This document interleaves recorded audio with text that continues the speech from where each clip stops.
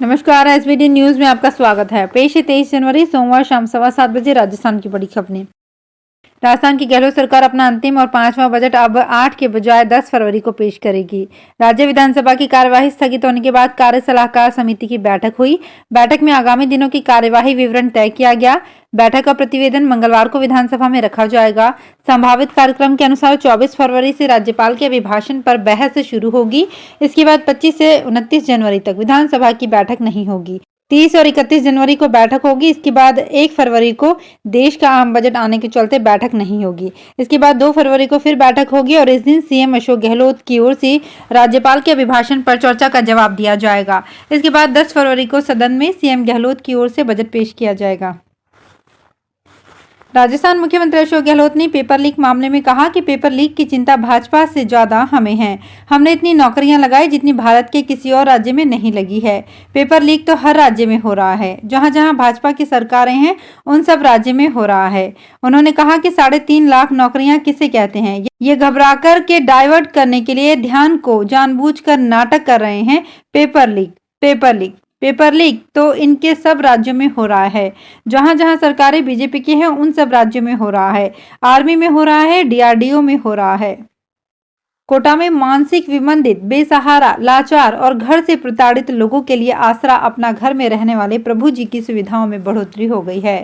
स्थापना दिवस के अवसर पर करीब 45 लाख रुपए से अधिक की राशि से निर्माण कार्यों का लोकार्पण किया गया। इस कार्यक्रम के बाद अब जल्द ही यहां रहने वाले प्रभुजनों को और बेहतर सुविधाएं मिलना शुरू हो गई है। अब कोटा का अपना घर देश का तीसरा सबसे बड़ा अपना घर हो जाएगा। यहां अब 300 प्रभु जी के रहने की व्यवस्था की गई है, जिसमें इन्हें सभी सुविधाएं दी जा रही है। यहां तक कि चिकित्सकों की व्यवस्था भी इन्हें यहीं पर उपलब्ध करवाई जा रही है। जयपुर एयरपोर्ट पर कस्टम अधिकारियों ने 2 अलग अलग कार्यवाही करते हुए अवैध रूप से 55,92,000 का गोल्ड लाते हुए 2 जनों को पकड़ा। गोल्ड की तस्करी करने के मामले में कस्टम अधिकारियों ने काफी समय बाद एक बड़ा ऑपरेशन किया है। कस्टम ऑफिसर ने बताया कि पहली कार्यवाही में शारजाह से जयपुर आई फ्लाइट G9435 के पैसेंजर के पास से 380 ग्राम गोल्ड मिला, जिसकी बाजार कीमत लगभग 22,23,000 रुपए है। राजस्थान में चुनावी साल है। विपक्ष हर मुद्दे पर सत्तासीन पार्टी को कमजोर साबित कर जनता के बीच अपनी साख बढ़ाने में जुटे हैं। वहीं सत्तासीन अपनी पार्टी को रिपीट करने में। ऐसे में हर जगह हंगामा वाजिब है, लेकिन हंगामा धक्का मुक्की और थाने तक पहुंच जाए ये बड़ी बात है। चित्तौड़गढ़ बोर्ड बैठक में ऐसा ही हुआ। यहां नगर परिषद में सत्तासीन कांग्रेस और विपक्षी पार्टी बीजेपी के पार्षद भिड़ गए। यही नहीं, धक्का मुक्की तक हो गई। बात थाने तक पहुंच गई और एक दूसरे के खिलाफ रिपोर्ट तक दे दी। हालांकि बाद में मामला शांत हो गया। राजस्थान विधानसभा के आज से शुरू हुए बजट सत्र के बीच राज्यपाल के अभिभाषण के दौरान विपक्ष की ओर से वेल में आकर नारेबाजी और हंगामा करने को लेकर संसदीय कार्य मंत्री शांति धारीवाल ने विपक्ष को घेरा। संसदीय कार्य मंत्री शांति धारीवाल ने कहा कि राजस्थान में 4 सालों में अभूतपूर्व काम हुए हैं। जैसा विकास राजस्थान में हुआ है, ऐसा देश के किसी भी राज्य में नहीं हुआ है। यही बात विपक्ष को हजम नहीं हो रही है, इसलिए बेवजह के मुद्दे उछालकर सदन में हंगामा कर रहे हैं। धारीवाल ने आज विधानसभा के बाहर मीडिया से बातचीत करते हुए कहा कि राज्यपाल कलराज मिश्र सदन में अभिभाषण के जरिए सरकार के 4 साल की उपलब्धियों को बता रहे थे, लेकिन विपक्ष के लोग उसे सुनना नहीं चाहते थे और हंगामा करने लगे। कांग्रेस के सरदार शहर से नवनिर्वाचित विधायक अनिल शर्मा ने सोमवार को विधानसभा में पद की शपथ ली। स्पीकर सीपी जोशी ने शर्मा को शपथ दिलाई। उन्होंने हिंदी में शपथ ली। इसके बाद शर्मा ने स्पीकर सीपी जोशी के पास जाकर उनसे आशीर्वाद लिया।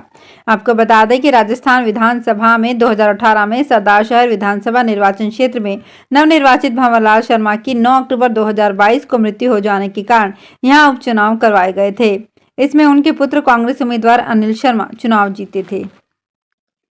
बाड़मेर जिले के समदड़ी हायर सेकेंडरी स्कूल की लेडी टीचर्स ने प्रभारी मंत्री के सामने प्रिंसिपल की शिकायत करने पर उसे एपीओ कर दिया। इसके बाद से लगातार चौथे दिन भी स्टूडेंट स्कूल के बाहर धरने पर बैठे हैं।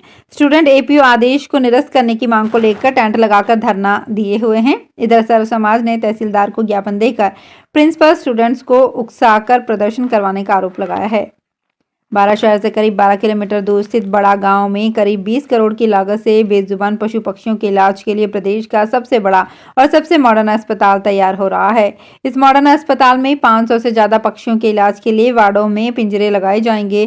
साथ ही 300 से ज्यादा पशुओं के इलाज के लिए इंडोर वार्ड भी बनाया गया है। गंभीर घायल व बीमार पशु पक्षियों के ऑपरेशन के लिए 3 modular operation theatre, diagnostic lab, sonography सहित डायलिसिस की सुविधा भी रहेगी। संभवतः ये प्रदेश का पहला ऐसा हॉस्पिटल होगा जिसमें पालतू लावारिस पशु पक्षियों का निःशुल्क इलाज किया जाएगा। अजमेर विद्युत निगम अपनी नई पहल से लाखों रुपए की बिजली की बचत करेगा। इससे प्रतिदिन 100 मेगावाट के भार को कंट्रोल किया जा रहा है।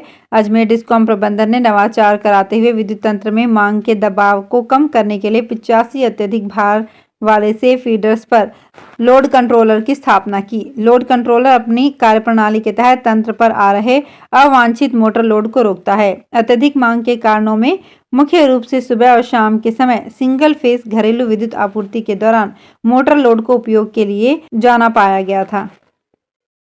चित्तौड़गढ़ के बड़ी सादड़ी नगरपालिका के पूर्व चेयरमैन निर्मल पितलिया को लेकर राज्य सरकार ने न्यायिक जांच का फैसला दिया है। इससे पहले सितंबर महीने में न्यायिक जांच में वे पितलिया रिश्वत के मामले में दोषी पाए गए थे। उनके मकान में पिस्तौल और जिंदा कारतूस भी मिला था।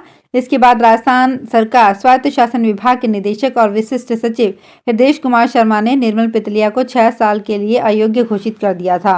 अब नगरपालिका का वार्ड संख्या 7 खाली हो गया है, जहां सरकार उपचुनाव करवा सकती है। आपको बता दें कि सरकार ने पूर्व चेयरमैन को 2021 में ही बर्खास्त कर दिया था। जोधपुर के बरकतुल्ला खान स्टेडियम में इस सीजन का दूसरा रणजी मैच 24 जनवरी से खेला जाएगा।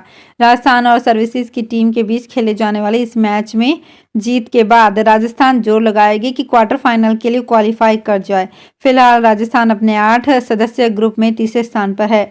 इससे पहले 4 दिन तक खेले गए राजस्थान और छत्तीसगढ़ के बीच मैच को राजस्थान ने 167 रन से जीत लिया था। उसके बाद ग्रुप टेबल में राजस्थान 20 अंक लेकर तीसरे स्थान पर पहुंच गया है।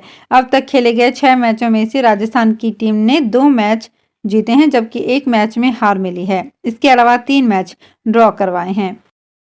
तो फिलहाल इस बुलेटिन में इतना ही। फिर हाजिर होंगे कुछ और बड़ी खबरों के साथ।